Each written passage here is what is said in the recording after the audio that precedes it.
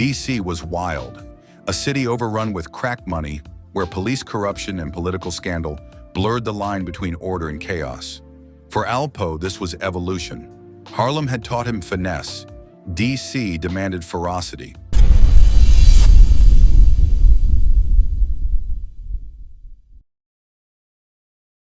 In the gray light of 1970s Harlem, a boy named Alberto Martinez walked streets lined with decay and promise. Harlem had always been a paradox, a place of pride and pain, culture and chaos. By the time Alpo was 10, the city had already begun to bleed. Heroin had stripped away families.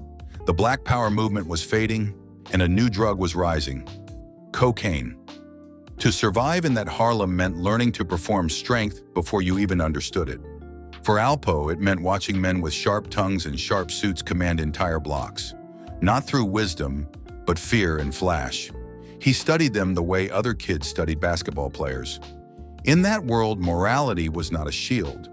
It was a liability. The more ruthless a man could be while still smiling, the more respect he gained. That was Alpo's first education. Psychologically, this was where the split began, the fracture between persona and self. On the outside, Alpo learned to charm. He could make anyone laugh, speak smoothly, keep his clothes sharp. But beneath that charisma was something else, an emerging sense of detachment. He understood that emotion was a currency too expensive to spend. The ability to disconnect from guilt, to silence empathy, became his superpower. This was the seed of his sociopathy. Emotional armor disguised as confidence. By his teenage years, Harlem was pulsing with the energy of a new economy. Cocaine had become the ticket out of poverty, and those who dared to sell it found themselves with more money than the adults who raised them.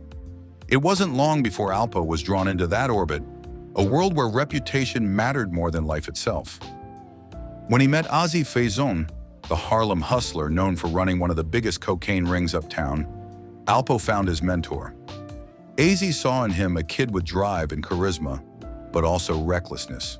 Together with Rich Porter, another Harlem legend, they formed a triangle of power that would define New York's drug scene in the 1980s. To the community, they were young gods. Fast cars, designer clothes, gold chains glittering under club lights. But behind the luxury was a darkness few could see. Every deal, every night out, every headline whisper was feeding an ego that could never be full.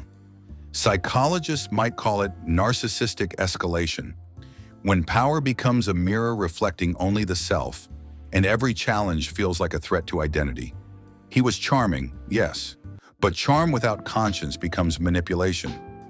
Alpo knew how to make men trust him, and how to destroy them when that trust became inconvenient.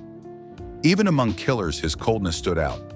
He didn't just kill to survive, he killed to control the narrative. When he moved his operation to Washington, D.C., Alpo's psychological profile darkened. D.C. was wild, a city overrun with crack money, where police corruption and political scandal blurred the line between order and chaos. For Alpo, this was evolution. Harlem had taught him finesse. D.C. demanded ferocity. There he became the embodiment of controlled violence, a man who could smile before and after pulling a trigger. But violence, once normalized, becomes addictive. Each killing further desensitized him. By the late 1980s, Alpo was involved in dozens of murders, most of them personal. He was no longer operating out of necessity, but psychology. His mind had begun to equate elimination with efficiency. Kill the problem, keep the empire clean. The murder of Rich Porter remains the keyhole into Alpo's soul. Rich wasn't just a business partner, he was a brother. They grew together, shined together, represented Harlem's golden youth. But when tension rose, money disputes, jealousy, whispers of betrayal, Alpo's paranoia kicked in. Paranoia is the mind's reaction to unchecked power. It's what happens when trust becomes impossible. And in Alpo's mind, loyalty had an expiration date. He decided to kill Rich, not because he had to, but because he believed it would reassert control. The act was more symbolic than strategic. In later interviews, Alpo described the murder with chilling nonchalance. Did I kill Rich? And yes, I killed Rich. Why did I kill him? It wasn't personal. It was business. I'm gonna tell you this, because Rich, like I told you, like the story I threw with the connect and all that. Rich, he was lying to me about something that there was no reason to lie to me about, and in my mind, it just told me that if this little bit of money can come between what I thought was a wonderful relationship and a friendship, then no telling what you might sell me down the line for. And I gave him the opportunity to tell me the truth, not once but twice. So when I already came with the plan with my little man, and like, yo, if he lied to me, we just gonna do what we need to do. Then there was no hesitation, no remorse, only memory. It was business, he said, as if explaining a lost shipment. That's the language of a man who has divorced action from emotion. It's not that he didn't understand morality, he simply saw it as irrelevant.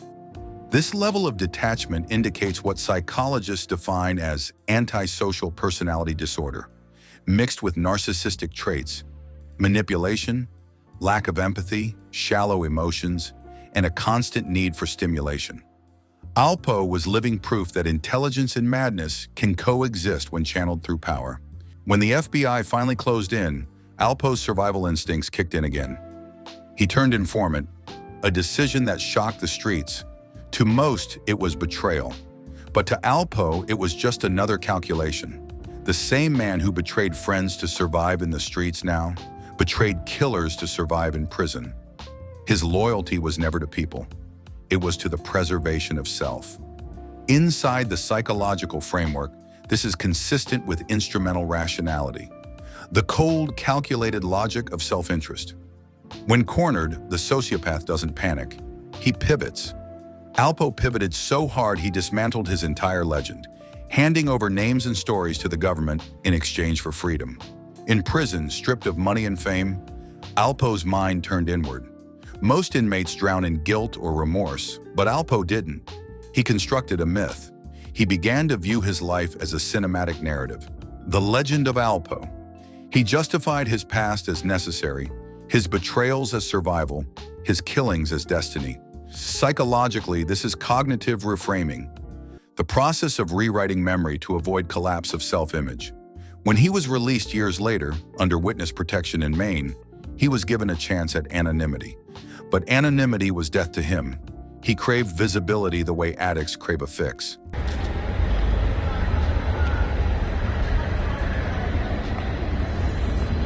What's up, fam? What we doing? What's poppin'? We up in the A All-Star Weekend. Drop head. Mel Maxey. Mel Maxey. You know what this kid is already, right? I don't know who he is. Pole Life. Yeah. We doing the Pole Life. Marcus Burns was good, baby. Mo B. Despite the risk, he returned to Harlem, the same streets haunted by the ghosts he made. He rode his motorcycle through the neighborhood, laughing, waving, posing for pictures.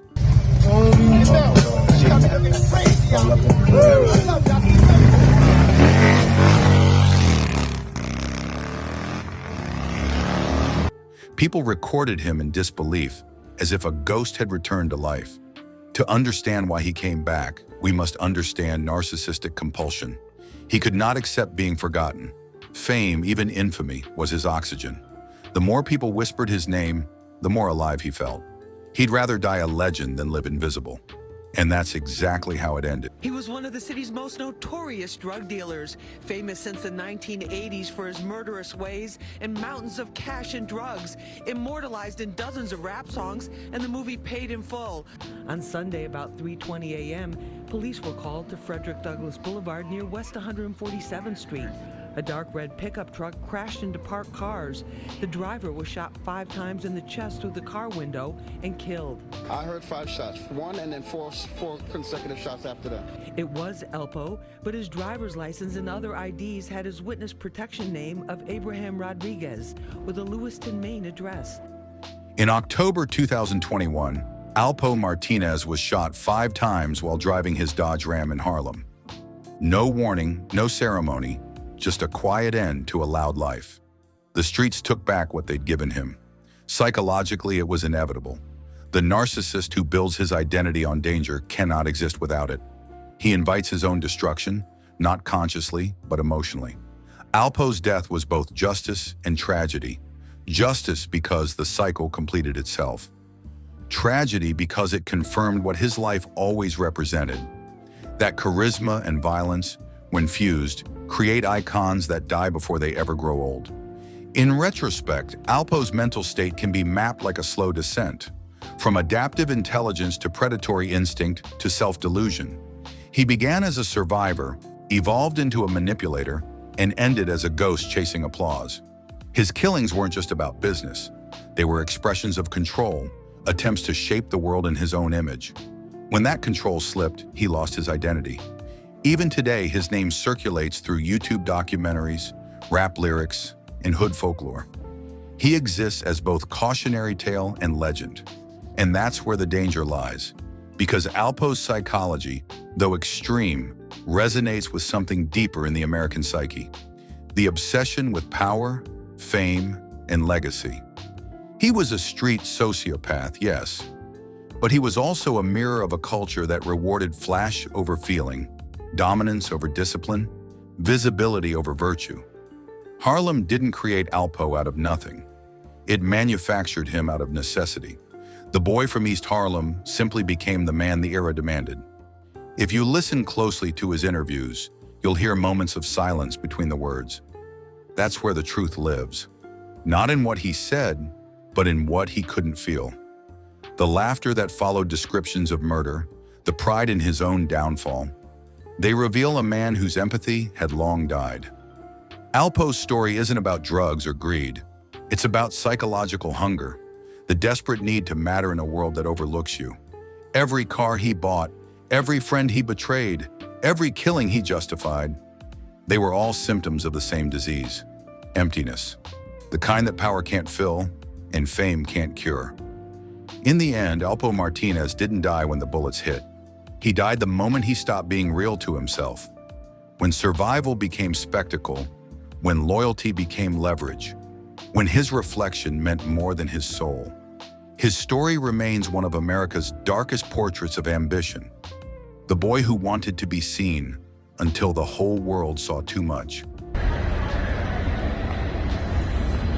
What's up, fam? What we doing?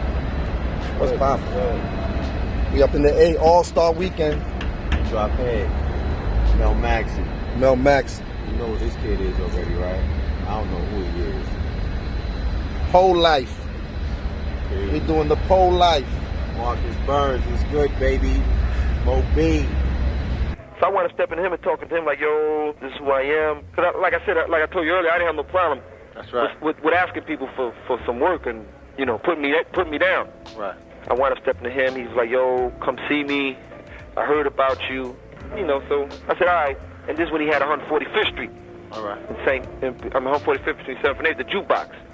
You know, and AZ was young, and AZ was getting it. He was getting it. He was the young kid busting out with the Audis, and this is when they had the Audi. This is when the Audi 4000s was popular. So he wound up, you know, I didn't see him no more. I was waiting for him to get back to me. So I was still doing my thing. I was eating, you know, I wound up stepping to A at that time. I remember it was on 139th Street and 7th Avenue over there by the Wendy's. They used to have the games on Lenox Avenue, so I went there, I asked him this and that, and I knew what he was into, and I told him, I said, yo, I'm on the east side, because I started hustling around my mother's way again, too, so I said, yo, I'm on the east side, can you give me some bottles? You know, because I knew he was into the bottles for $10 and all that. I said, yo, can you give me some bottles? All right. This was the powder thing, no crack. This was the powder thing. So he was kind of reluctant at first, he didn't really, but he told me to get back with him. So, you know, you tell me that, I'm going to get back with you. So I got back with him, one thing led to another. I wound up getting bottles from him, and he wound up hitting me. Okay. He wound up hitting me, and I took him to the east side, and I was doing a little something over there. I was eating. So I started doing a little something. I was flipping the bottles. It wasn't what I was used to, but my brother was grinding. He was doing his thing. That's right. Waiting for opportunity again. So I kept on coming back at him. He was like, damn, you flipping these like that? I said, yo, I'm doing all right. But, you know, I had money saved up, so even if I wasn't flipping it, I was just taking the money out of my stash and paying him to have him believe that I was flipping it like that. So I wound up stepping to him, telling him like, yo, man, You know, I got a little store over there I'm trying to get. We can go half-half on it, whatever, and we could do something. So he was like, yo, all right.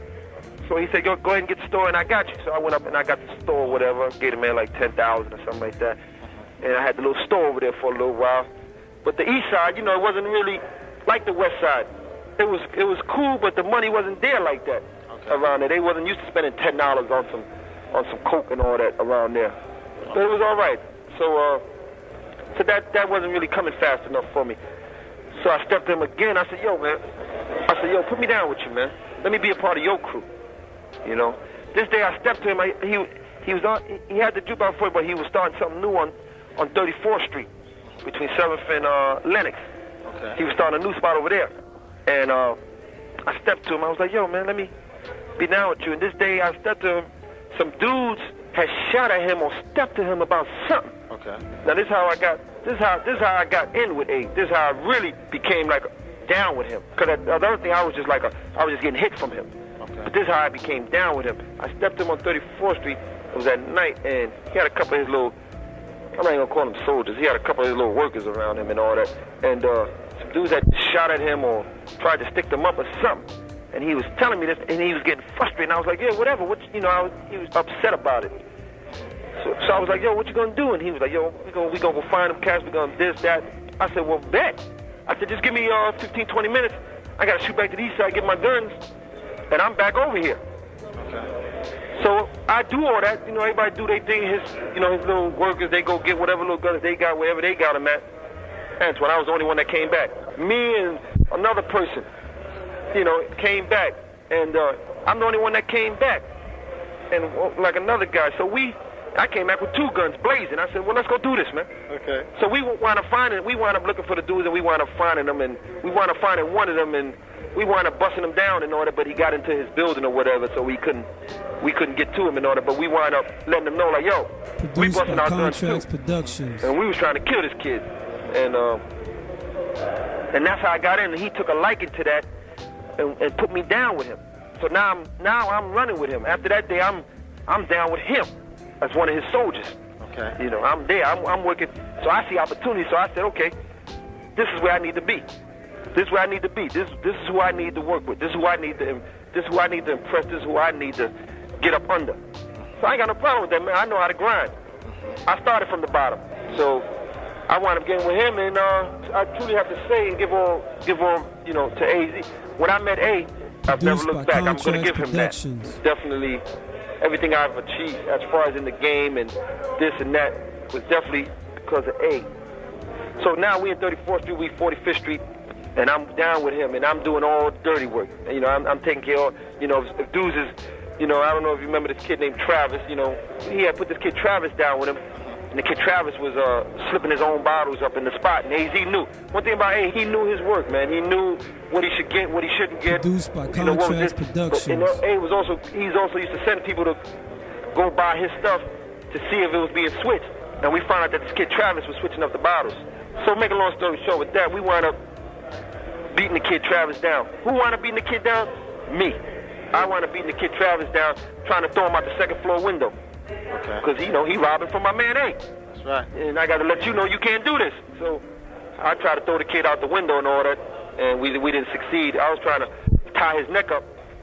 I was trying to tie this joint around his neck and throw him out the window and let him hang. Okay.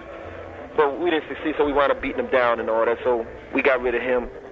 So that was that, and I used to be the person that AZ used to put me through he used to test me a lot of little times. He used to, he would give me a certain amount of bricks or whatever and tell me, go bottle them up. I was getting in positions like that where he was trusting me with the work and telling me to go bottle it up. You were actually bottling up whole bricks? Huh? Whole bricks? Yeah, whole bricks. Yeah, A didn't play that. A didn't play bottle up this. You had to bottle up the whole brick. Because the spot, not just 34th, but 45th Street was moving so quickly at times. It was doing 2-3 bricks a day. How much was that bottled up? Bottled up, that was probably about, one brick was probably seeing 40,000, 50,000 for one brick. So that was a lot of bottles. So I used to take it to my mother's house sometimes, bottle it up. You know what I'm saying? That's when I was still with Mama. I used to go back to Mama Duke's house and all that. Right. And I used to do my thing there. I had other little apartments that I used to do. So he was hitting me with the bricks, saying, yo, bottle this up, call me when you finish, or he would come. So like I said, he was trusting me with the work, and I was, I was working my way in position.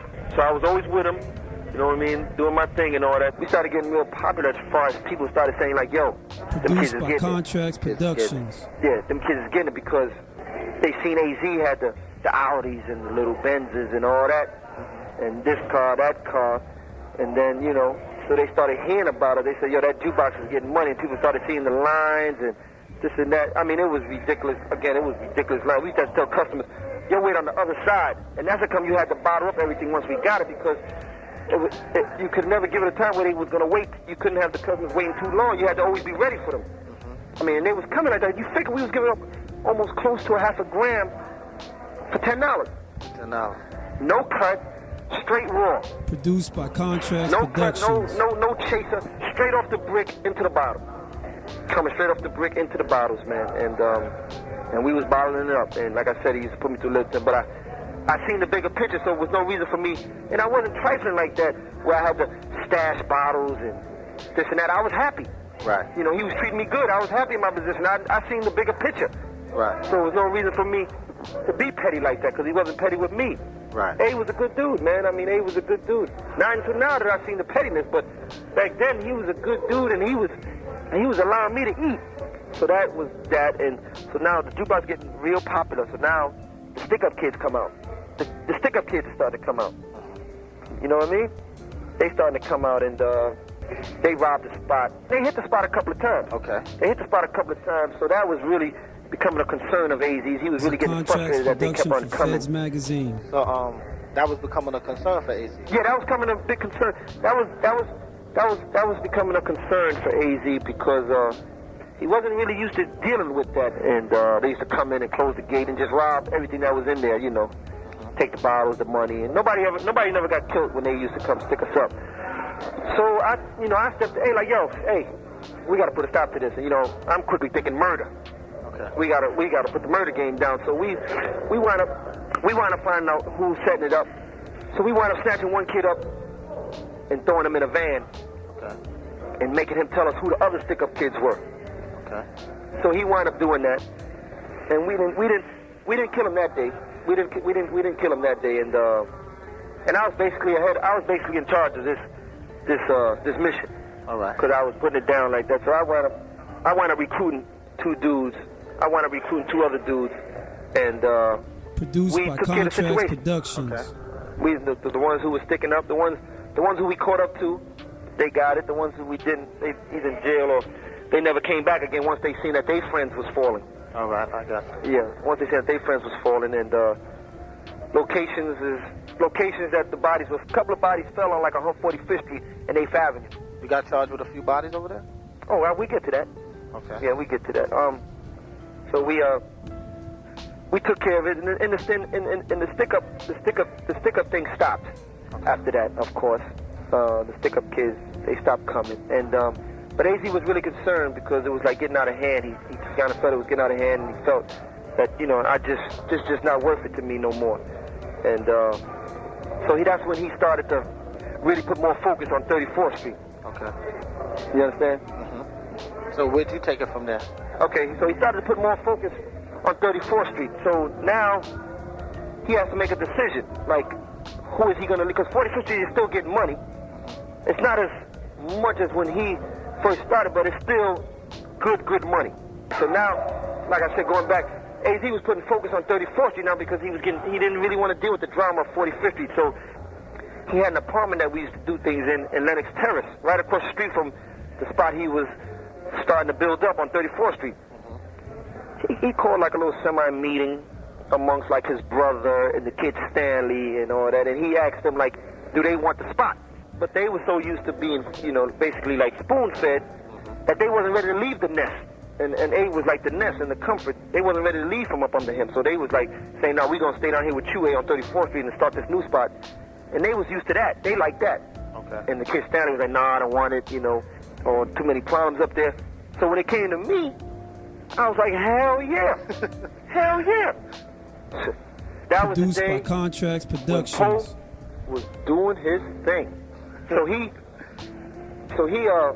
She said, all right, well, then it's yours, man. This is what you do. You know what to do because you've been down a while now, so you know how to do it. You know this and that. So we had an agreement that he would see about 10,000, 15,000 off of something like every brick or something, like 10,000 off of every brick. Because he was still giving me, I didn't have a connect yet. That's why he give me bricks and all that. So my money was funny. Okay. And now I know I got me a gold mine now because I still seen the gold mine and I was willing to protect it at any means necessary. Okay. And if it was taking somebody's life and killing somebody because they wanted to come take what I was doing, then so be it. Okay. So I knew I wasn't gonna really be up at the spot like that because I thought I was past that hanging. So what I did was I got with some kids from the area up there. The kid name was Jay. He was pretty known up around that area, so I knew. Because I'm saying to myself, as A is telling me he's gonna give me the spot, I'm saying to myself, okay, now I gotta put my own crew together and get a crew up in here because everybody else gonna want to go with A and hustle with A. That's right. So I gotta get my own crew together. So I was thinking about bringing some East Side dudes up there, but then I said, no, you gotta get some dudes from around the area to avoid problems. So the kid Kato introduced me to the kid Jay, so I met the kid Jay, and I was like, yo, this is what's happening. I got 40-50, I got the jukebox. I'll put you down, and whoever else you put under you, that's on you. You know what I mean? That's your crew.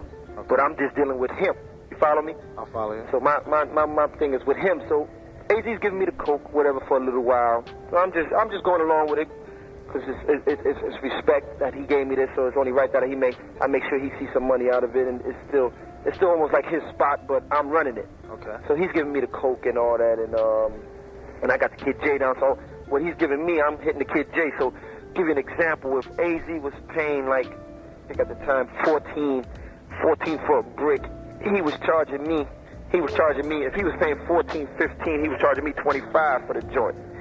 I was giving it to the kid for 35 because it's my spot. To him, it's my spot. I'm paying for the bottles. I'm paying for every loss. I'm paying for the coke and all that. All you doing is making sure that the money's right and the work is getting put in there right. A getting his little 10, 12. I'm getting my little 10, 12. Then the kids, he seeing his little 15 or whatever, and then he paying the crew and all that. That's all he got to do is pay the crew. Right. Well, how many other dudes he got down with him? Right. So everybody's getting money. So this goes on for a little while. I save up enough money to start doing my own thing now, getting my own bricks. Right. So I remember going with A a couple of times to the Connect and all that. So I wound up seeing the Connect. So they still thinking AZ got something to do with 45th Street, and they used to come see him around there. So they come around there, and then they see me now. They're like, yo, what's up, man? I was like, no, what's up? What's up with y'all? You trying to do something? One thing led to another. I wind up dealing with them. Okay. So now I step to A, and I'm like, yo, this is what's happening, man. I saved up enough money. I'm starting to see Raymond. I'm starting to go see them and this and that. So his 34th Street is starting to pump too. So he's like, yo, whatever, man. You go ahead. That's your thing. So eventually I just fade him out, and he don't get no more money from 45th Street. Right. And he's cool with that because he wasn't greedy for money, so he's cool with his 34th Street thing because that's starting to do like a brick a day, a brick every 2 days. So 45th Street becomes all mine now. 45th Street is mine now. Okay. No one getting no money out of there but me and the kid Jay. And so I got the kid Jay down. The kid Jay is good. He happy. He on. He rolling. 40-50 done pick back up, because I'm getting, I'm seeing, I'm getting 3, 4, 5, 6, 7, 8 bricks now from the kids. So we flooding 40-50 again. It's back to where A had it at. But nothing good ever, nothing like that ever lasts forever. So people started opening up like crack spots around there. But if they was opening up crack spots, we didn't really care about that. As long as they wasn't opening up no powder coke thing type thing. Right. So one thing led to another. Little beef started coming. The money started getting kind of low. The kid Jay started getting kind of conniving, and I say conniving as far as, I used to get a lot of little phone calls like, yo, because he used to have this kid down with him named Manny, so I used to get a lot of little phone calls like, yo, Manny had to jump out the cab, and he left 2 bricks in the cab. Police got this, police got that, so I started losing money.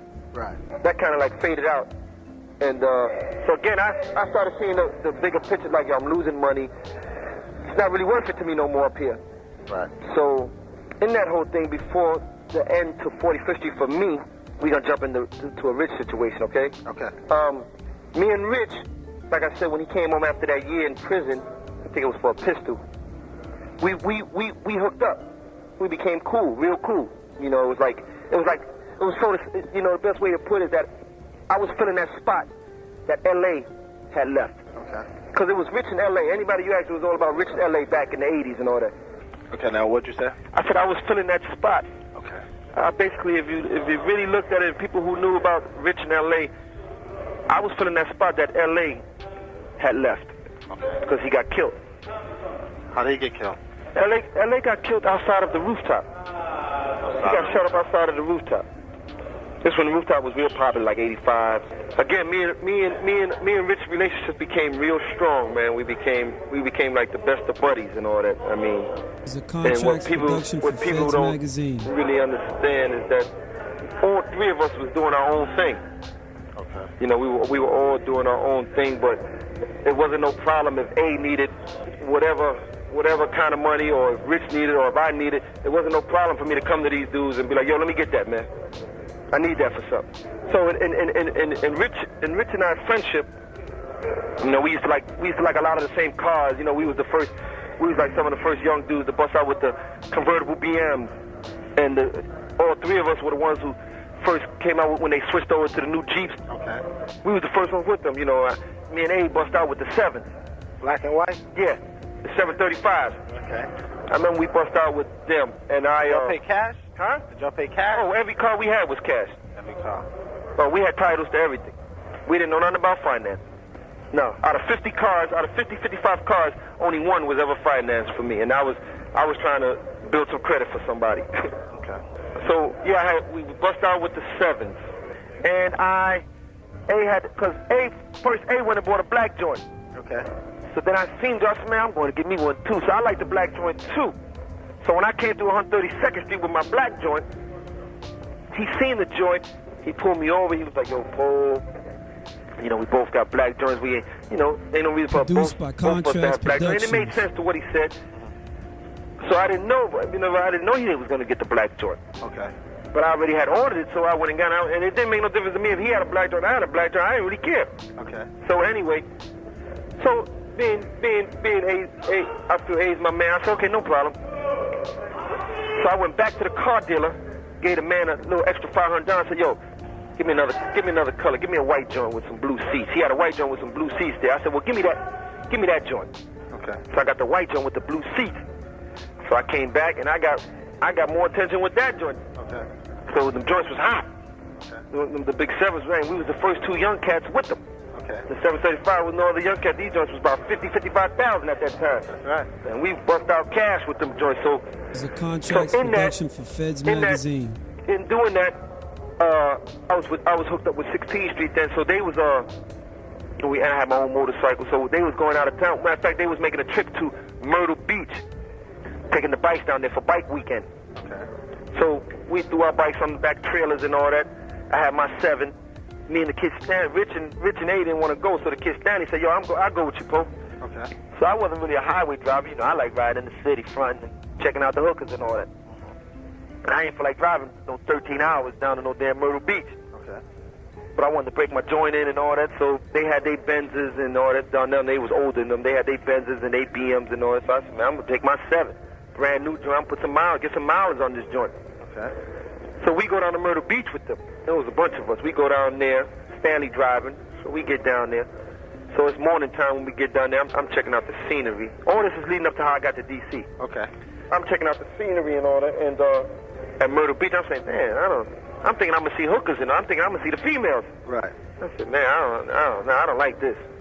So I tell Stanley, I said, yo, man, I'm out of here. I'm going to this Virginia Beach thing that I heard about happening down in Virginia, man. Okay. So the day we got to Myrtle Beach, that same day, I said, yo, you feel like driving? Now he got to drive like another 6 hours back towards Virginia Beach. Okay. So he said, yo, and Stanley was that kind of driver, and you know, so he said, yo, no problem. So I left Darnell and all them cats down, and then I left them down to Myrtle Beach, and I broke out. Okay. They had my bike or whatever. I rolled up out of there, and me and Stanley went to Virginia Beach. It's me and him. So now we rolling up in Virginia Beach early in the morning. It's around 8 or 9 o'clock in the morning. Off the hook. We roll up in there with that white joint with the white piping and the white rims. So we roll up in the town with that joint. And at this time, Stanley's driving the car at the time. I'm just in the passenger seat. We roll up in this town. Everybody's looking at, whoever's out in the morning getting breakfast or going to the restaurants, and they looking at these joints, these two young cats coming up in here. And we like, man, what the hell, where the hell is everybody? So we don't really know nobody down there. We don't know what's happening. So we wind up getting a room. And this was the first year, I think this was 86 for me or something, 87. We wake up, it's around 4, 5 o'clock in the evening now. The joint is jam-packed. It was like 7, 8 girls to like every one dude. So now, in that, I met some DC cats down there. Okay. And I met some DC cats down there at the time because they seen the joint, young, out-of-towner, getting money. So I met them and we exchanged numbers or whatever. And they told me about this. They told me about this Patti LaBelle thing that was happening, King's Dominion. Okay. So again, Rich and them, they wasn't really trying to go nowhere like that and all that. They was more to staying in Harlem. Okay. So I told A, I said, yo, hey, let me hold that 190, man, and with the Louis Vuitton seats and all that. So I took that joint down to Patti LaBelle, to the Patti LaBelle show. Okay. I had Gucci stuff from Dapper Dan. That's right. So they never seen none of that stuff in a car and all that. So, and I had that 190 and I'm young and I'm Produced by pushing that joint. They like Productions. New York tags. Anytime I went to any of them events, I made sure I had New York tags. New York tags. Wasn't no jersey, none of that crap. New York tags. So that was my first like out of town experience. So in that, I met some girls from DC because they was really on the Gucci jackets that I had in the Louis Vuitton. So they stepped to me and was like, "Oh, what's your name? This and that." I told them where I was from. Blase, blase. One thing led to another. We exchanged numbers. They the ones that told me, said, "Yo, the end of August, the last weekend or whatever, Virginia Beach be having this thing." Okay. So that's how I got there. So we invite them up to New York. So we like, "Yo, man, they come to New York. We gotta lay the script down. Let them know we doing our thing up here." Okay. So me and Rich, we decide, yo, we gonna buy some Porsches. So we had this dude out in the Porsche dealer in Jersey. So we went out there, and that's when the new 944 turbos was coming out. Okay. And they also weren't convertibles, but they were new. Okay. They were new joints. They were just hitting the market. They wanted like 40 for each joint or something. So we was like, yo, There's a that's what we gonna get. So Rich seen a burgundy one he liked. I wanted a black one, but again, they didn't have it ready for that day, and we wasn't trying to wait. So I seen a silver one with some like burgundy seats, and the color combination was cool. And I just visioned it with some silver BBs on there and all that. And Rich joint was gonna have some burgundy joints. So we had about 75 in a bag, and they wanted like anywhere from 35 to 40,000 for each joint. Okay. So we was like, yo, here's 75 for 2 joints right now. They was like, bet. So now we ready. We got new joints. They gonna see. They gonna be like, okay, we messing with some ballers. Okay. So and the weekend went beautiful. They had a wonderful time. Okay. And they went back to DC. Okay. So now they back in DC. So I'm keeping in contact with the girl Karen. Rich is keeping in contact with the girl Inga. So now that's what 45th. So 45th Street is starting to just become a headache to me now. Okay. So I'm starting to say to myself, you know what? I'm about to leave this thing alone. So in the process of doing that, I go down to DC. The girl Karen invites me down to DC. And I go on down there. I put my jewelry together, and I go on down there by myself. And I'm getting familiar with everybody. When I'm in DC for a little while, I'm in DC with the girl Karen because she know everybody. Everybody know her because she used to mess with some serious ballers in that town. So I'm in there. So I come to find out that they think I'm the police down there because she takes me up to this place called the Florida Avenue Grill where back then everyone used to go eat. And if you was a baller, you go there to eat and get your car washed. So they started whispering and all that. Amongst the whispers, she has an uncle that found out that, yo, that dude you with, a lot of these dudes think he's a federal agent, but in the same time, I don't know that this kid named Red Jack from the east side that I used to look up to as far as in the hustling game, he's down there also with this kid that we wind up killing later on. He's down there with him getting money. And he's down there with him getting money. And he starts hearing that I'm down there. He starts letting them know, like, yo, the kid Alpo, no, ain't nothing police about him. He's doing his thing up in New York and this and that. He's legit. If he's down here, he's trying to come down here. He starts telling me, if he's down here, he's trying to come down here and do some things and all that. So down there at the time, what was real popular was the Chevy Blazers, the little joints. Okay. 2-door Chevy Blazers. A lot of dudes had them joints. So those were real popular down there. So I said, man, I'm gonna get me one of them joints and just blend right in. So now I got me a new truck. So they really looking like, yo, he was just down here with a Porsche. That's in the shop. Now he got a truck. Right. So again, my name is getting popular, and I meet this kid named Fat Rodney. Me and him became real cool. He got killed later on, but me and him became real cool. So I wound up hooking up with this kid named Cliff Cobbs.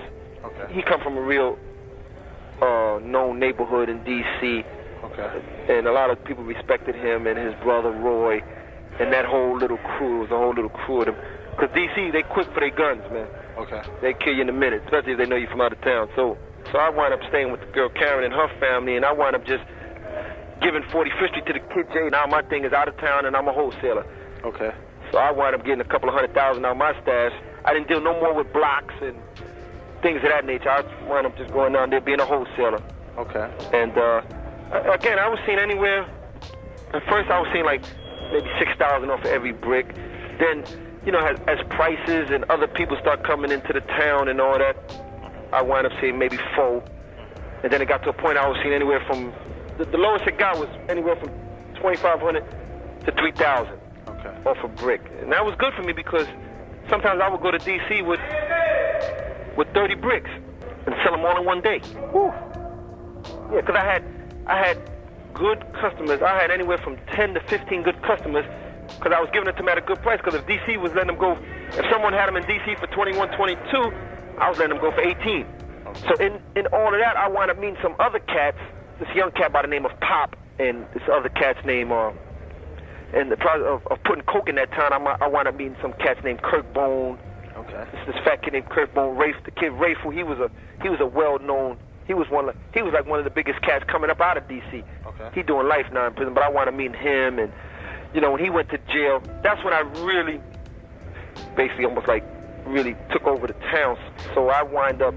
So things started getting kind of crazy for me. I was into, like my little man Pop, I was introduced to him by some other cats, and he was a young, wild 15-year-old kid coming out Southeast that was killing anything moving.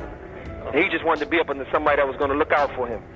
Okay. So I wound up taking him up under my wing and looking out for him, and through him I wound up meeting another cat named Wayne Perry. Okay. Now this kid here, I mean, he had the town on lock, and I mean, he had the town locked on fear and was putting his murder game down.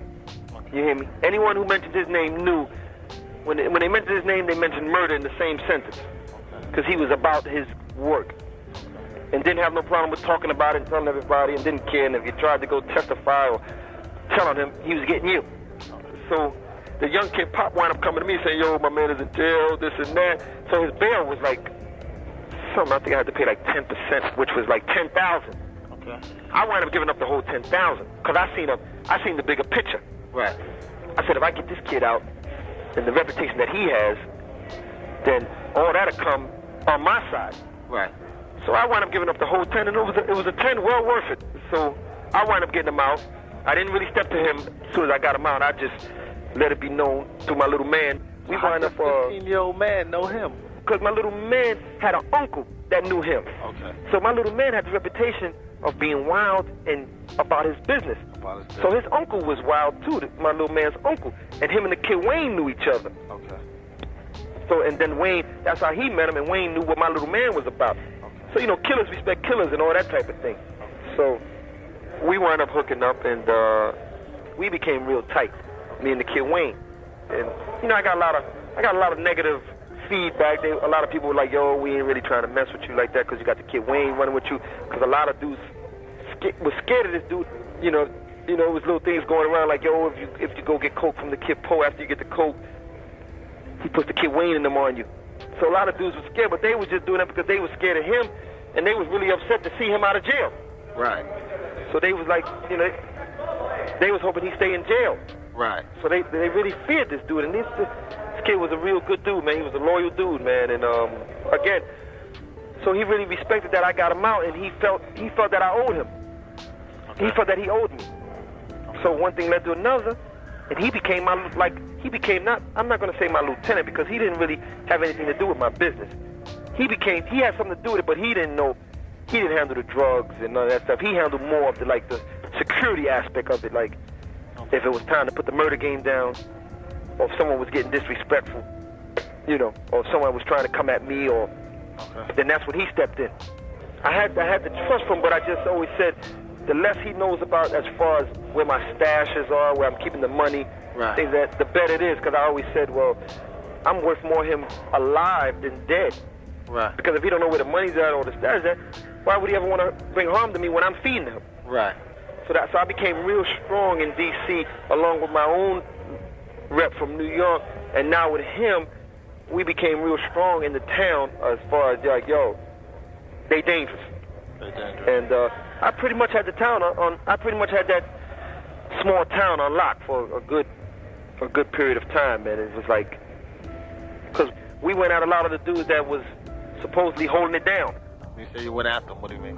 When I say I went after them, because a lot of people were starting to talk about, well, we got to get rid of the kid Pope because he's getting too much money, and he's not even from here. I did hear you got shot. I got shot because they was trying to kidnap me in D.C. My little man, I had a little dude. This little dude is the dude that killed Rich with me. He was getting money too. He was one of my best customers. He was really holding it. He had a beef with another crew, and we couldn't really get at them because they knew us, and they knew how we was coming and all that. So we had to hire like a ally. And this kid he volunteered to be the ally, but he wound up being a statistic. The day I was supposed to meet him up at this car wash, because I had bought these cars and I had these guns for him. The day I was supposed to meet him up at this car wash, he had other plans. They was going to try to kidnap me. Okay. So we would just leave it at that. They was going to try to kidnap me, and I wound up getting hit that day. You wound up getting hit? Yeah, I wound up getting hit in my ribs. And the only thing that saved me, like I said, the only thing that saved me that day, because I was going to get this girl, the only thing that saved me that day was that as I'm talking to this dude, he looks over my shoulder. And when he looked over my shoulder, I followed his eyes. And when I followed his eyes, I seen about 4 dudes coming to try to grab me. Okay. And I start running. Next thing I know, I feel bullets and all that coming past my head and hitting off the wall and all that. And one caught me in the ribs. That's when you figured, hey, put Wayne Perry in effect. Yeah, that's when I figured, because he was already there, but then I just said, okay, now it's really just time to just bring him closer. Okay. And because, like I said, he knew everybody, everyone that was about that conniving, trifling, killing people for this and that. Like, what was the downfall? The downfall for that whole thing is like, again, it was a domino effect. The whole thing was, you know, Richard's family, which is Peanut, okay, Nathaniel Watkins, okay, he told on me. Him and his girl told on me, and they told on me because Peanut one time needed like 125 grams for like a good customer that he had, and he couldn't wait. okay. So Richard called me and said, yo, Paul, do me a favor, man. I'm not going to come see you. And take care of him, and I'll take care of you when you come to New York. Okay. So I did that for Rich. I did that for Rich. I took care. So I called, and we wound up hooking up, and his cousin comes to D.C. to get that. Okay. Several months later, his little organization down there get busted. So they wind up getting like crazy time. And now, after this, Richard is dead. And the only thing I ever did with his cousin was that 125 grams. You follow me? I follow you. They wind up telling the feds that I was their supplier, that I done shipped over 500 keys to Virginia for them, that I was the man, that I was their connect. Because Rich is dead now, so now they got to come up with a better story. So they wind up putting everything on me, and I wind up getting a complaint against me and a federal warrant put on me. So now I'm on the run for the next 2-3 years from that case down there. But you were still able to be in D.C.? Yeah. On the run? On the run. Man, let me tell you something. I was, where my man Wayne was located at in Southwest, so he was in Southwest, I was 2 blocks away from the federal building when they was looking for me. You just stayed in the house? Huh? You just stayed in the house? No, I wasn't in the house. I was on the block outside. On the block outside? 2 blocks away from the federal building. They didn't know where I was at. Now, why did you kill Richard? Rich, the question to everybody with that, Rich, the reason why Richard, okay, I had a connect. I had a young Dominican connect off of Broadway, and you know, he wasn't really in position at the time when I was really dealing with him to really front me crazy. You know, he would front me 1 or 2, but he wasn't really in a position where, you know, we wanted him to front us like, you know, 50, 60, 100 keys. We didn't want to put up no money. We want you to front us, and we'll pay you when we, you know, get the drugs. Or if we got 100 from you, we'll put up some of the money and we'll pay you the rest. You know what I mean? Right. Well, we don't have to go in the stash for our money. So my connect wasn't in position at the time like that, and Richard was dealing with his connect that he met when he did that year in prison. He met a connect when he did that year in the Bronx house. Okay. So this kid was hitting him lovely, but then it stopped. The kid caught a dry spell. Since you ain't got nobody to get no drugs from, deal with my man. He'll give you a good price, and the money I'm bringing from out of town, you know, we'll hit him. And when he starts fronting us the drugs, you let me know. Because I had other connects. I had like 2 or 3 other connects that I was able to deal with too. So the time came where he was going to start fronting us the coke. Okay. But I was out of town. Since I was out of town, he wasn't able to catch up to me. It was easy for him to just deal with Rich. Right. Give it to Rich and let Rich give it to me. Right. So that's what happened. If he gave 100, I was supposed to get 50. You know what I mean? I know. At the same price that he was charging Rich, I was supposed to get it for that price too. Right. But before this came along, I was already dealing with Rich with his connect. So if his connect was charging whatever, I didn't have no problem with Rich making $1,000, $2,000 off of me, because I was coming to spend $300,000-$400,000 with him. But now my connect is giving it from 12, 13. My original connect is giving it for 12, 13, and I'm supposed to get half of that at that price. But Rich got me thinking that the coke that I'm getting from him is still coming from his connect. So then I wound up bumping into my connect because I wound up staying up there a couple of days, and I wound up running into my connect. Okay. So I bumped into him. So I said, "Yo, what's up, man?" I said, "Yo, what's up, man? When are you gonna start, you know, looking out for a brother, man?" Okay. He was like, "What you talking about, Pope?" I said, "Man, you know what the hell I'm talking about. When you gonna start fronting us this and that?" And he had a lot of respect for me. I had a lot of respect for him. And so I said, "Yo, when you?" So he's like, "Yo, what are you talking about?" I just gave Rich like 60 joints. This time he had just gave Rich like 60 bricks. Okay. And 30 of those bricks were mine. Okay. So I'm saying, "No, you didn't. You didn't." Rich got coke from his man. He said, "Man, Pope, I'm telling you, man." I said, "Oh, yeah?" I said, "Yeah, all right, man." And he described them. And I remember I had just got these like round joints from Rich that were real good. And I think they had like Reagan or somebody on them. Okay. They were real good, man. And he described them to me and everything. Okay. So I said, "Yo, all right." I said, "Yo, we never had this conversation, man." So I didn't really say much about it. I just had in my mind like, damn, Rich getting over on me like that. So I didn't say nothing to him the first time. So I went back down to D.C. to get rid of my bricks and all that. And I had developed a relationship with a dude that just started off as one of my customers. Me and him had built a relationship where we became like real tight, like me and Rich in New York. This kid was me and Rich in D.C. Okay. What was his name? His name was Gary. Gary. Yeah, little Gary. Is that the one that they say got his dick cut off? Yeah, that's the one they say got his dick cut off, yeah. Was that a situation from you? Yeah. That was? I wound up killing little Gary later on. This kid was good. He was probably about 3 years younger than me. He was a murderer too. He was about his murder game.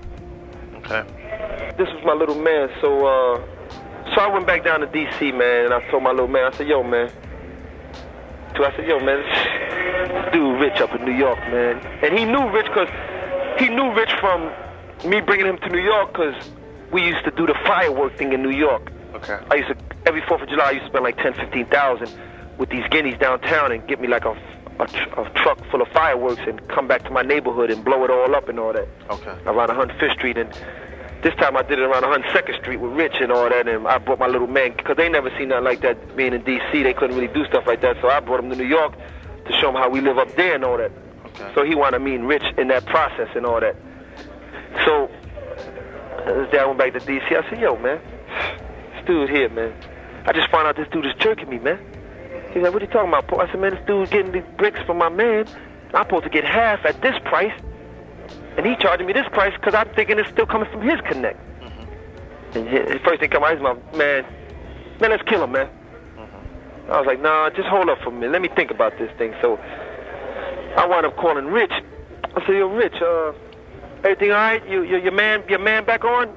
So I'm just checking. I said, your man back on? He said, oh yeah, my man just gave me some more joints. You coming up? I said, yeah, I'll be there. Okay. I said, all right. I told my little man, I said, yo, we going to New York, man, and we gonna go see Rich. No, first I went to New York. I took care of my business with him. I spent about $500,000 with him, and got my bricks and all that. And I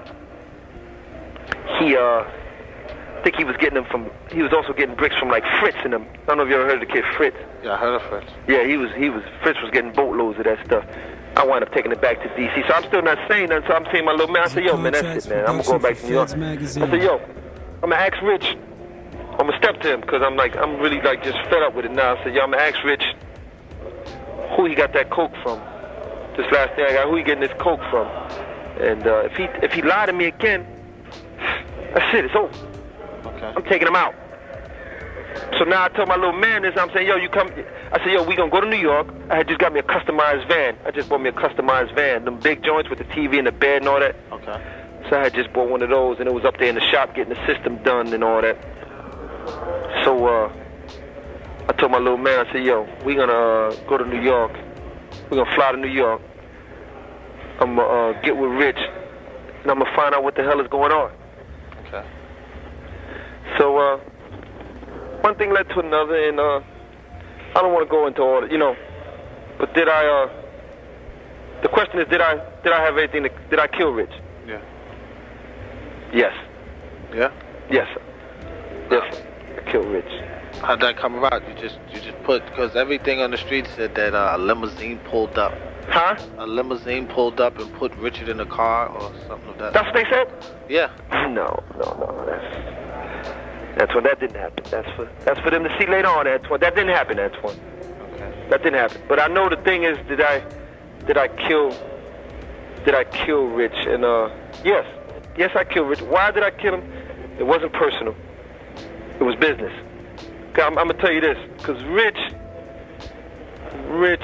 like I told you, like the story I do with the connect and all that. Rich, he was lying to me about something that there was no reason to lie to me about, and in my mind, it just told me that if this little bit of money can come between what I thought was a wonderful relationship and a friendship, then no telling what you might sell me down the line for.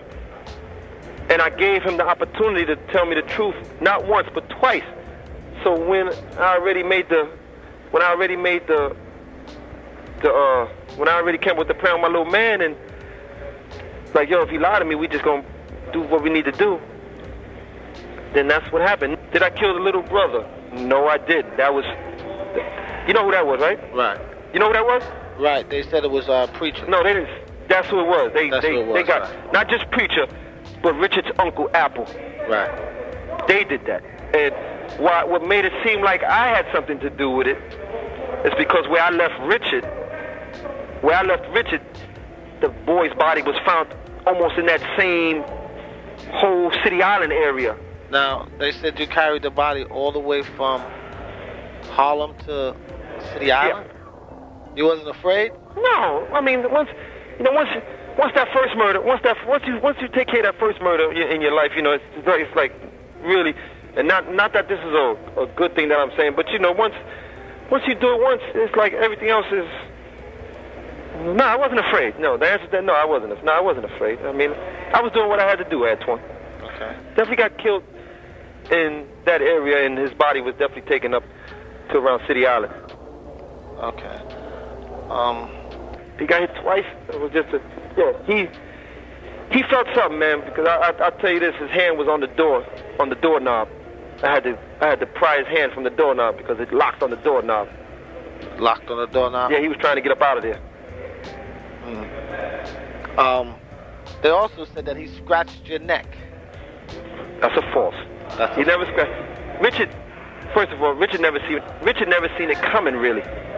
He couldn't have scratched my neck because I was the driver, and my little man took care of everything else.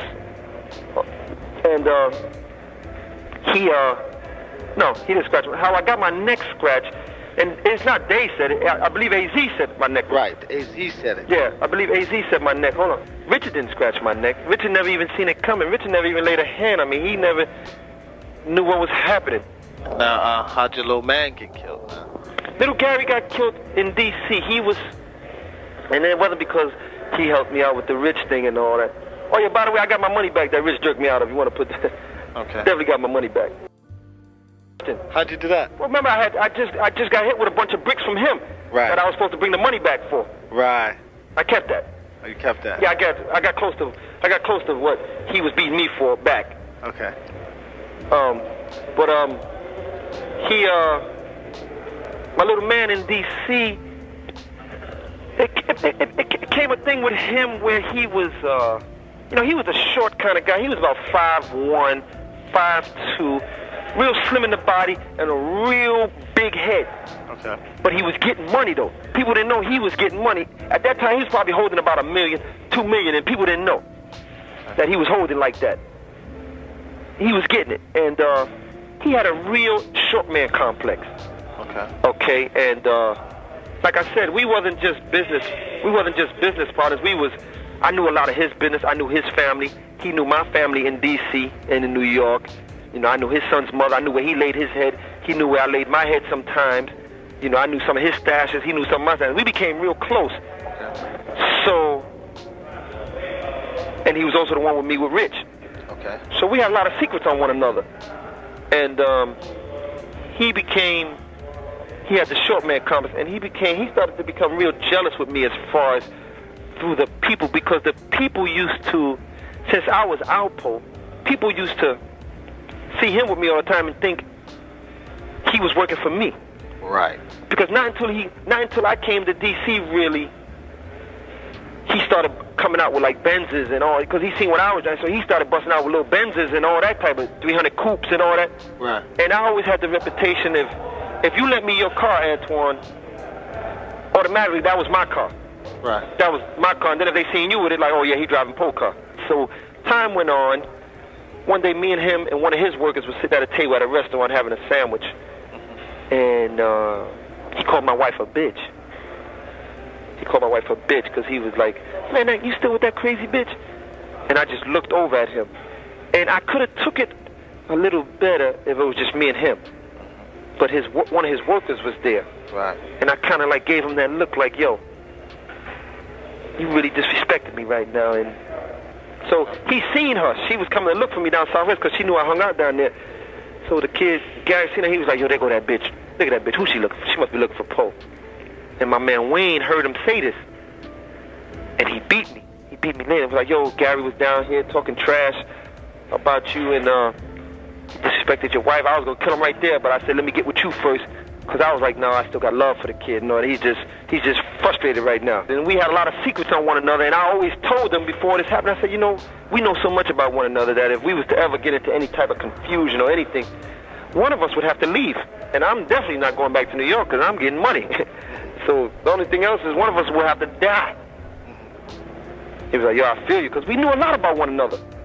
So now I got this deal coming up with this connect, like, yo, this crazy big deal, like, yo, they want me to put up like, I had to put up like maybe about $2 million. They was gonna hit me with like probably about, I say anywhere from like $6 million worth of coke in New York. Produced by you hear me? Contrast Yeah, it was like about $6 million. So they wanted me to put up like $2 million, and I owe $4. Okay. Right? So I had like 1.5. I put up like 1.5, and I was just telling my little man for him to just put up a $500,000. Okay. I was able to put up the whole. I could have put up the whole $2 million at that time. Okay.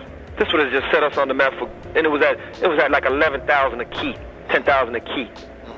I could have came to DC and got 19,000. To the dudes who I didn't really like and the dudes who I was real cool with, I could have got 17. You know, that was like $6,000, $8,000 profit.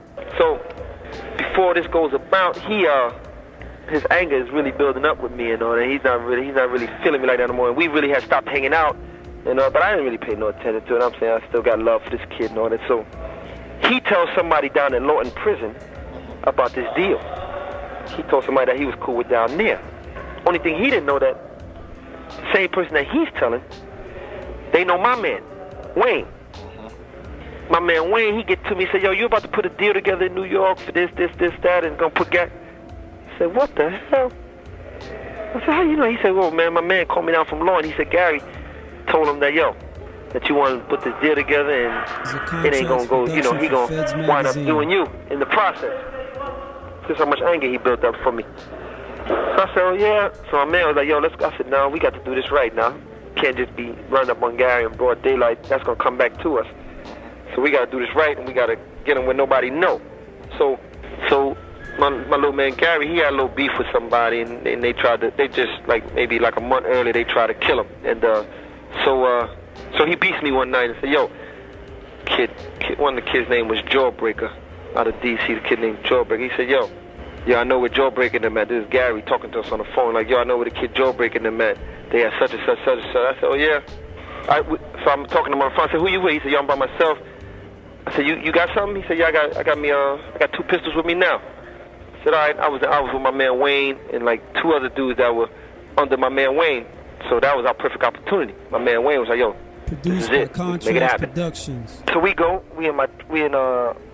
in this kid MPV van, because we used to like using an MPV van because they had the little side compartments. We could throw the pistols in there if the police pull us over. Okay. Real quick. So we jump in the MPV van. So I'm driving because since I was like the best driver. So we go meet the kid Gary, because this is a perfect opportunity. Don't nobody know he's with us now. And when he come up missing, we can always be like, man, you know, I knew how to deny it quick. Okay. So we go get him. Boom. So we go get him. He gets into the MPV van. He parks his car, whatever. He parks his truck. He had the truck at the time. He parks his truck. I met him on, Florida Avenue. I go meet him on Florida Avenue by a Wendy's, I think it was. Okay. We get a little revolver out of the stash, and I give it to the dudes that's sitting in back of my man Gary. So my man Gary, he's in the middle, but he don't know that we done slipped the revolver to the back to the kid who's gonna hit him in the head. We ran for about 5-10 minutes after we get the gas. Bang, my man hit him. I give the signal through the rearview mirror. My man hit him with the revolver, 2 in the head. All you hear is, ugh. Once he hit him, because the kid Gary was getting kind of sleepy, because we was about to be like, yo, we ain't gonna catch these dudes. So, you know, Gary was getting kind of sleepy, so he's like dozed off for a minute. So he never even seen it or felt it coming. So the kid hit him with the revolver, bow, bow. You know, so the bullets don't go nowhere, because in the revolver they don't pop out. Okay. So he hit him in the head twice. Down. Gary, he winds up shitting on himself. Okay. From his muscles relaxing. Okay. So, you know, he's stinking up the car and all that. So that's how the thing came about, that his dick was chopped off. So we had to find some woods. So I had to find somewhere to dump him at. So we wind up taking him in this park over on 16th Street in Northwest. Okay. I don't know if it's Potomac Park. I think it's called Potomac Park or something. So we wind up taking him over there. And I said, yo, man, we're going to leave him in the woods. So I said, yo. So we pull over in this real dark. I said, yo, take off his clothes, man, for they won't spot him through the clothes and all that. Take off his clothes and leave him naked in the woods. So we do that, and we dragging him through the woods naked. So he gets a couple of scratches on his body and his face and on his penis, because we taking him through the woods. We dragging him. Okay. So that's how it came about that they thought we chopped off his dick and all that. And I thought where we left him at was real cool, but we wound up leaving him next to some type of telephone box or something. And the next day, just so happened that the telephone people was coming out to fix this box. And that's how they found him the next day. Did they say something about dementia with your wife? Huh? Dementia. Dementia was a situation where he really disrespected himself and he disrespected other people, and that's why that happened to him. Okay. Yeah. He thought he was tougher than what he really was. But I ain't play with them Brooklyn dudes. You ain't play with them? Nah. I ain't. They were cool. I had some cool ones that came up out of Brooklyn, but I just always remembered as a kid how Brooklyn used to like to rob you and all that. Right. How they was always known for robbing you. So that kind of like stuck with me in my time. But I met some cool getting money dudes out of Brooklyn, without a doubt.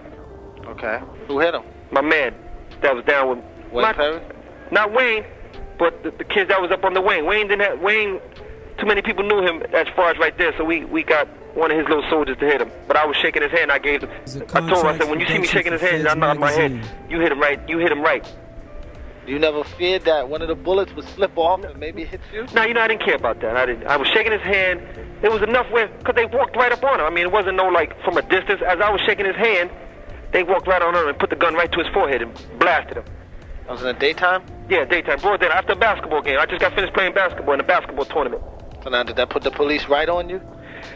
Well, they were already on me, so that just, like, let them know. Because later on, when they finally arrested me, they was like, man, you was killing off everybody. So that just gave them, they was already looking for me, so that was just something else that they put in their book, like, another one. Didn't y'all kill someone else that was from your crew? His name was Andre. Right, whatever happened to him? Yeah, we killed him. Yeah, we killed Andre. And this guy was spending a lot of money, man. Killed him for two reasons, actually. One is, he was messing with my man Gary's girl. Okay. And we told him to leave her alone. Okay. That was the main reason, because he was messing with my man Gary's girl, and we found out about it. So, being that he was dealing with me, I kind of like was able to talk to my man Gary and tell Gary, like, yo, check this out, dude is spending money with me, just chill out. We're not gonna do nothing to him. So I went. He's spending good money? Huh? He's spending good money? Man, the man was spending about $400,000 every month with me. Whew. About $400,000 every month. At least that. He found out that I was messing with his girl. You know, he came to kind of like put it together and found out, but he never said nothing. Now, he met my man's girl somewhere, somehow, and he booked her, and they was doing their thing. And the girl Caprice was kind of like, she was starting to get real unhappy with my man Gary, because he really had her on lockdown, kept her in the house with the baby and all that. She couldn't really do nothing and all that. We had bought her a convertible BM and all that, but she couldn't really drive it. When she drove it, she had to be certain places. So he really had her on lock and had her scared. So this kid Andre met her, whatever, and, you know, I guess, so we found out about it. My man Gary found out about it, and he called me. This when we was tight like that. He called me, he was like, yo, Paul, I need to talk to you. I said, all right. So I met him or whatever. He was like, yo, this nigga Tank messing with my girl. This and that, man. I'm going to step to him. He know that's my people and all that. I said, hold up, Gary, let me. And my man Gary was like, yo, that's it. He was ready to just take him out. So because he knew that was Gary's baby mother, and you didn't do that. Right. So, and you know, I'm born in Andre's girl, so I'm like, oh man. So let me go talk to him first. And again, the kid Andre never said nothing to me. He knew I was born again. He never said nothing to me. So, and he wasn't no tough guy. He didn't, you know, he was about getting $1. So, okay. I went to go talk. I said, yo, Andre, check this out, man. You know, me and you doing business. Money's good. This and that. But yo, you got to stop boning Gary's girl, man. You got to stop messing with her, man, because he knows he's upset, and you know he giving fair warning. I mean, he's letting this one go because he don't believe y'all had sex or whatever, and I don't even want to know. But whatever you're doing with her, let it go, man. No, it ain't worth it, man. He was like, yo, I hear you good looking out, this and that. He told me this straight in my face. It's about 2-3 weeks passed. My man Gary called me, Ken. He beat me. Yo, come see me, man. So I go meet him. Kid Andre got to die, man. Check this out. Dude doing it again, man. He's still seeing Caprice and this and that. I said, all right, man. He said, man, this time I want to talk to him. So I said, all right, no problem. So I had a deal with the kid Andre for about $270,000. Okay. About $270,000 this day. He wanted some drugs. So I said, yo, we killed 2 birds with 1 stone. I'm going to meet him, take care of this business with him, and you can talk to him at the same time. Okay. So I go meet the kid. Produced by we go meet the kid at my favorite spot over there, Minnesota and Pennsylvania Avenue, over there by the Ammo. I told Gary, I said, just chill, man. Let me go talk to him. I have a 5.0 this day. I said, let me go talk to him, and then you come. So I got into the truck. I told the kid, Andre, I said, what's up, man? I said, everything all right? He said, yeah. I said, well, what's going on, man? You bad? He said, nah, this and that. So my man Gary, here come my man Gary. As I'm talking to the kid Andre jumped into the back of the caravan to go get the money out and all that. Okay. And I was over in the passenger seat. So my man Gary, he comes from out my car, which he was in the passenger seat, and comes around through the driver's side to the empty seat. So the kid Andre is coming from the back seat to the middle seat now with the bag of money. So as soon as the kid Andre turns around to look at me and let me know that the bag, my man Gary is coming in the car and hit him right in the head. Boom! My man Gary was strapped all the time. He knew he was going to kill him, but he knew not to tell me because I was going to tell him, no, don't do that. So now I'm like, oh, Gary, what the hell? He was like, yo, man, the hell with that dude, man. He was this and that, disrespect. I said, all right. But in my mind, I'm saying, yeah, you're right. Because now Now I got the girl all to myself, so we killed two birds with one. I'm saying I'm gonna miss the money, but I got the girl now too. I got the 270 now. So I take the money. I said, man, what the hell? I take the money. He had a Rolex on. We left all that. I said, man, follow me in the car, man. Go. I said, here, take this bag, take the car, follow me. So we drove about 5-6 blocks away from that area, right? And like in a residential area, nice quiet block. Just threw him down on the floor, wiped off everything that we touched and all that, and just left him there. And they found him like 2 days later, 3 days later, because from the stench of the body and all that, because it was like summertime, so his body started stinking, and they found him. Did the girl think that you did that? No, she didn't think it at first, because she beat me as soon as she found out. It was like, yo, they killed Andre. She crying. So, I'm like, hold on, boo-boo, don't worry about it. We're going to find out who did that. So I'm going over there, comforting her and telling her to calm down and this and that. And so now we got that 270, and I give my man 100,000. I keep 170, and that was that on that one. That was that on that one? Yeah, he violated as far as my man telling him to stay away from his daughter's mother. And he wouldn't listen. Yeah. How many are you actually charged with? 14. 14 homicides? 14 murders, yeah. Which are they? 7 or 8 in D.C., and the rest was in New York, like some of the stick-up kids. Okay. And so how'd they find out about the stick-up kids in New York? Well, that's what I'm seeing. Well, now my situation, now we get it, that my situation. Now, I want to take this opportunity to just, 2 rumors that was always around about, and make sure this goes in there, Antoine. Okay. 2 rumors that was always out about me. That one was, I don't know if you ever, that I was dying of AIDS in prison. I heard that one. Okay, that's false. Okay. I'm healthier than I ever was. Okay. And the other one, a lot of people, Poe is snitching, Poe is telling. Yes, if that's what you want to call it, then that's what you call it. But Poe calls it looking out for Poe. Okay. I'm doing what I got to do for me, and for the people that read this and read the article, or the once upon a time friends that I thought I had, and they look at it and say, "Oh, Poe went out like a sucker," or Poe went out like this. In life you make choices, and sometimes those choices are good, and they're bad. You follow me? I follow you. And I thought at the time when I did what I had to do for me, I thought I definitely had to understand that what I'm doing ain't right, but that's what I needed to do for me. Right. I've truly come to accept that I made the right choice. Did at any point Rafis himself try to send anybody out? Nah, me and him never had no problems, because when he was out, he had so much of the town locked, I wasn't really a threat to him. How many different crews tried to kill you in D.C.? In D.C. I probably had about 3 different crews trying to come at me, and they was coming at me, but they wasn't for real though, because they knew who I had with me, man. They knew I had killers, man. They knew I had killers. They knew I was bossing my gun too. Do you ever feel at any time that they may get together and try to kidnap you? What, Wayne and them? Right. No. If Wayne was so loyal, why'd you flip on him then? Government. They wasn't dealing with Alpo on a, well, we're going to give you 10 years, Mr. Martinez, or we're going to give you 15 years, or even 20 years. No, they wanted me for the death penalty. They was trying to look to give me the death penalty, or if they couldn't succeed with the death penalty, they was going to try to give me the rest of my natural life in jail. Because we had murders. We had 2 murders. We had murders 2 blocks away from the White House. What was that about? Huh? That was about a female. That was a female. She wasn't really, that was about a female. But my man was so crazy that this female, when we killed this big drug dealer in D.C., that was the guy earlier I told you, the kid Michael Frey. When we took him out, it was such a big deal.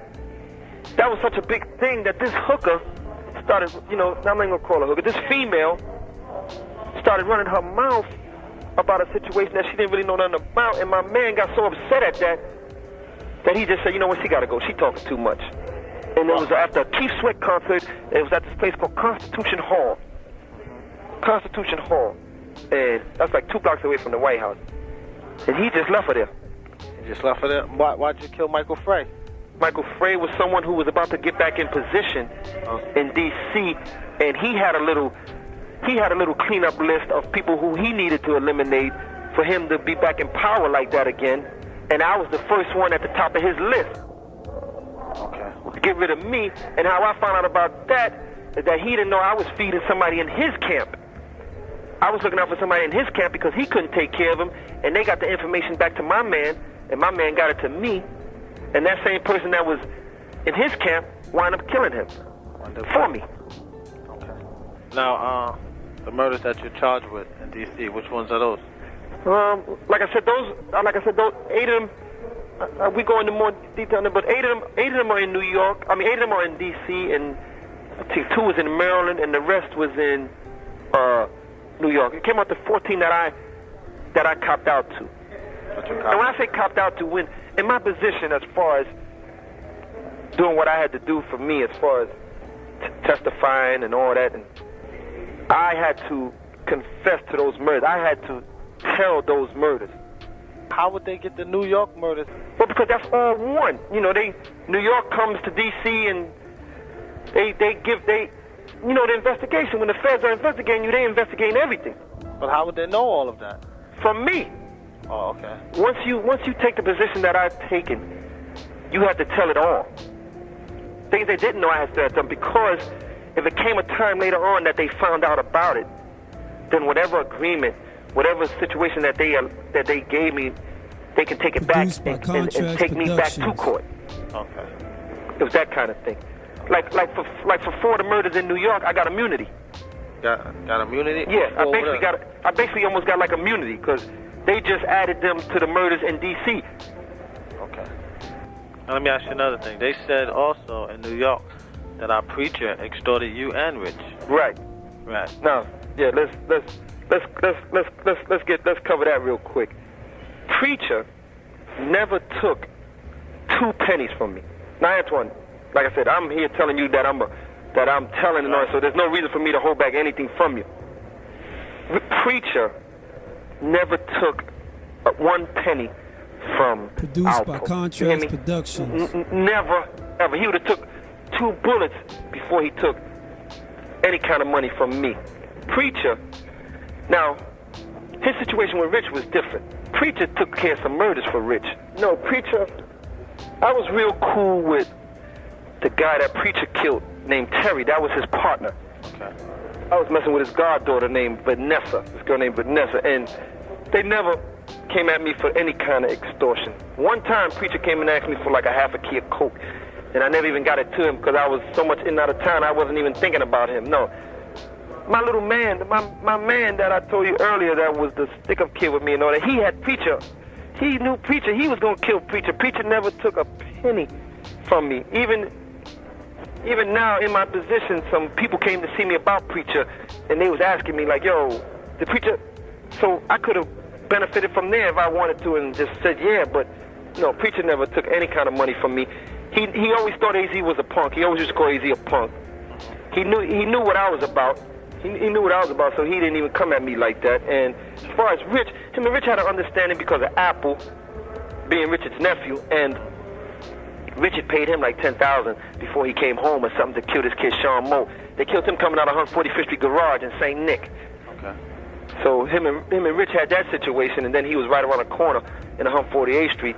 But I don't ever remember Rich even giving him any money. So, and see the thing with the Preacher, Antoine, I don't care if you was talking to him. If somebody rode by you and seen you talking to Preacher, they automatically said he was getting money from you. Right. That's how that was. That's how his rep was. It was so strong like that as far as extortion.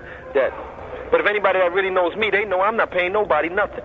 Right. It's easier for me to tell him to meet me and pick up the money and just put 2 in his head. Come on. I could have brought, that was the case, I could have brought my man Wayne from D.C. If I didn't even want to, I could have brought him from D.C. They don't know Wayne. Wayne would have walked right up on him, hit him 3 times, and then piss on him. They ain't caring about no damn Preacher. He respected me the same way I respected him. What was it like where did the feds catch you at? They caught me in D.C. In D.C.? Yeah. They said it was on Pennsylvania Avenue? Or yeah. Minnesota? Pennsylvania? Pennsylvania Avenue, yeah. No, Pennsylvania, Minnesota, yeah. Minnesota and Pennsylvania, yeah. What was that experience like? That experience, that was a scary experience for me because, this is the feds. I know once they came, I knew it was over. They was lamping outside this apartment. They was lamping outside this house I used to be at a lot. This dude used to cook. It was a good cook. He was a faggot. And his name was Manny. Manny was a good guy. He was a homo though. He was gay. Okay. Everyone knew him in D.C. And the guy Fred that I talked about that we killed, his girlfriend, her name was the same girl that Rich used to mess with. This was one of the girls that Rich used to mess with named Inga. Okay. She was messing with the kid Fred now. So now after he gets killed, later on down the line, the feds run up in her house. But they had heard he got killed, so they had heard that I may have killed him because I wanted to be with her. Oh. So they ran up in her spot. So when they ran up in her spot and told her that, she was like, oh yeah, he might have had something to do with it. Well, he don't be here. He be at Manny's house all the time. Right. So what they did was they started checking out Manny's spot. And they caught me coming there a couple of times, but they didn't move in at that point. They wanted to make sure that it was me. So this one night they was lamping outside the joint. I was waiting for her, and in the process that I was waiting for her, the kid Manny came outside, and we was sitting in his Cadillac because I was waiting for my wife to pull up, and this dude walked past the car. Black dude, it was around 2 in the morning, 3 in the morning. I'm like, man, what the hell? What the hell he doing walking by? So I'm strapped. So I get the 9. I was carrying like 2 9s with me, so I pulled them joints out. The kid Manny was like, what you gonna do? I said, no, I just don't trust this dude right here. So I got my 9s with me and all that, and so he disappears. My wife pulls up. She's driving a rental car, so I get in because I had took all the cars back from her, so she couldn't get to none of the cars. I had took her BMs and all that. So I go on the passenger side of the rental, and I get in. I said, yo, go ahead, drive. I told Manny I'll see him later. I went up in the rental talking to her. I told her to drive. So as she's driving, I see a great Thunderbird coming back of her. You make that turn, you make that left. So the light is green now. Now she's moving a little something, it goes to yellow. I said, okay, now speed up and make this left. So when she made the left, she almost turned in, like going the wrong way up the street. Okay. So I grabbed the steering wheel and jerked it back to the right lane, to where the traffic is going the right way. So right across the street, right across from the corner that we made the turn on, there's an Amoco gas station on Pennsylvania and Minnesota. Okay. So they got a police car in there. They knew that I wouldn't pull over for no regular car. So what they did was they sent the police car at me. And in my mind, I wasn't driving. My wife was driving. So in my mind, I'm saying, okay, I got fake ID. I had about 10 different IDs. And my wife had her license, so I'm saying, well, you ain't really do nothing, so just pull over and we going to see what they going to say. You made a mistake. And we on our merry way. But the feds was behind them all the time. The feds had said, they told me later on that we knew we couldn't just pull you over in any old kind of car, so a regular police car you may pull over for. And when I stepped out, they jumped out the trees and out the restaurant, and all kind of cars came and this and that, but I tried to jump back in the car, and my wife tried to throw the car in drive, but she never got it in drive. She just got it down to neutral, and the car was just revving real high, and they snatched her out the joint, pulled her through the window, and they threw me on the floor. And the feds, and then one of the agents was like, give us that famous smile. And I just looked up at them and gave them a smile. They was like, yeah, that's him. Yeah, and and when I went to the federal building, they had a can of Alpo on their table. A can of Alpo? Yeah, they gave a can of Alpo to the federal agent who finally got me. The van that they had an old van sitting outside this faggot's house.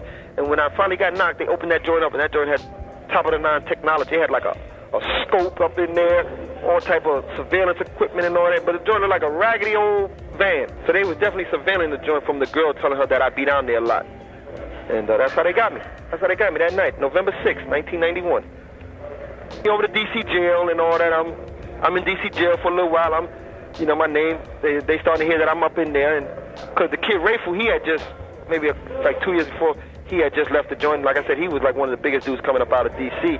I'm hooking up with some of the dudes that I used to deal with on the street. They brothers are in there, so they strong. A couple of little beasts was trying to take off for the kid Michael Frey. His nephew was in there, and a couple other dudes that was rolling with him, so they was trying to, like, yo, did you kill my uncle and this and that? But nothing never came about that because I was a little too much. I was a little too strong for them at that time. You're strong. You had a little crew in there. Yeah, I had to. Like I said, my man. My man and them brother and them, they were strong. Then my man Wayne. Okay. He did send the word to the jail like, yo, my man is up there. Make sure he's right. Right. So the unit they had me and dudes was like, yo, don't worry about nothing, bro. You all right? Okay. And like I said, my man, little brother, he doing like 40 with the feds now. I think he just caught another body. He was strong, so I didn't really have nothing to worry about. But then they snatched me up out of there. They took me to Virginia. They snatched me. Now it was time for me to, they was extraditing me to Virginia to the original complaint, which was Nut. Right. Rich and them cousin. Now I'm over in Alexandria Detention Center, sitting for months, just sitting, not knowing what the hell is going on. My lawyer's telling me, well, they got you for this, they got you for that. So in that, I'm thinking, okay, I can fight this over here. This ain't really nothing. Oh, that's crazy. I didn't do all this over here. No, I'm thinking, DC not really coming. They got me for something in Virginia. But what DC was doing was just building their case and was going to just add to this Virginia thing. So once I was in that system, they had people willing to come testify. Once I'm in jail, they had people willing to come testify against me, and other crews before me were going to trial, and they was coming back with natural life and all. So my lawyer was like, look, you really need to make a decision. And I was trying to fight them. I was going through all the preliminaries as far as what kind of evidence they had on me, you know, what their case was. I was really taking it to the point where I'm going to see if I can fight these people. And my lawyer was like, look, your ace in the hole is if they ever ask you to tell, you really need to think about that. And that wasn't until like 8, 9, almost a year later that I decided to do that. So my lawyer came back at me and was like, look, they trying to make a deal, man. They really want Wayne Perry. They want you, but they also want Wayne Perry. And if you got anything good on Wayne Perry, they're willing to make a deal with you. So I was like the less of two evils. Me and Wayne, we were both evil to them, but I was the less. Right. Evil one, like, we can sleep with him, but we can't do nothing with Wayne Perry. Right. We got to prosecute one of them, so I'd rather us prosecute Wayne Perry. But when them crackers wanted me, they put the full court press on me. We gonna hit you with the death penalty. We know we got you for this murder. We got you for that murder. This is capital punishment right here. We gonna get you. I'm sitting up in there like, yo, the hell am I gonna do? I'm talking to my lawyer. My lawyer like, yo, your ace in the hole is Wayne Perry, because they asking about him and this and that. I'm saying, yo, we're not going there right now. Here's 70, 80,000. Let's get this thing rolling and all that. And then they started bringing in the wife, talking about going to mess with Mama Duke and the sister and the niece. I said, hold.